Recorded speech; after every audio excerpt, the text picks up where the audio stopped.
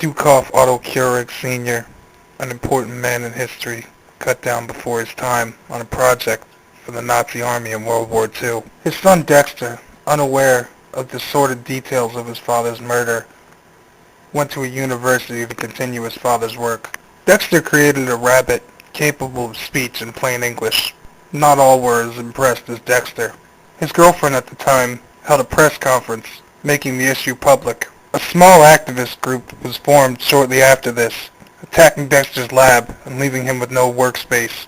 Fate knocked on Dexter's door, and after a sordid favor for a greedy record producer and a few lost lives, Dexter was given an island and a small army to protect it.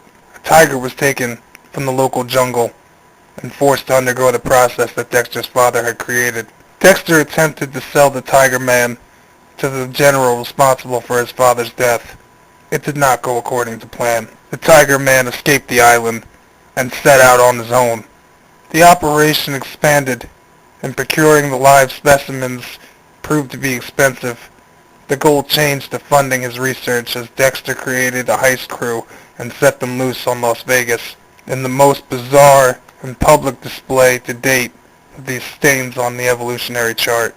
The attack was stopped by National Guardsmen, and Dexter was imprisoned and forced to stand before the United Nations as a war criminal.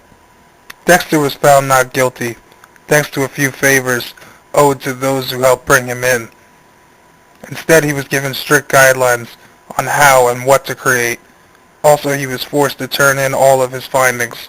The very woman who turned in his findings and made them public gave birth to his only begotten son, Dukov Jr., named for the godfather of cross-species integration, as the process was named by the Surgeon General. Magic, the Tiger Man, was offered some peace in the form of a small space in a psychiatric ward where no one would believe anyone who saw him.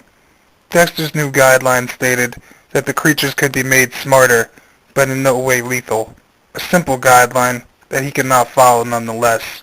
Thus, Boots was born.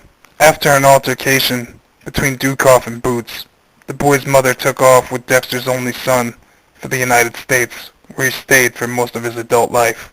Shortly after the first batch of pets, as they were referred to, were sent by boat to the shores of New York City, the theory of 9 lives was tested and proven true. Dukov was sent to a mental institution about the same time that Boots arrived in the U.S. He stayed there until he beat another boy to death in the lunch line and was sentenced to life in prison, possibly due to the reputation of his father. Dukov's only mission in life was to learn the process from his father, and he saw his window closing rapidly.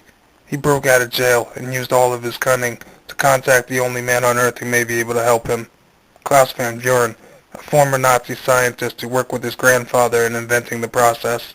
Boots, on the other hand, resorted to his strength to feed himself, and before long found his way behind bars. There he met the son of a billionaire who took him in and treated him like his own family. The billionaire died, leaving Boots his vast fortune. A few days later, fate was left on the mansion doorstep, and that fate was me.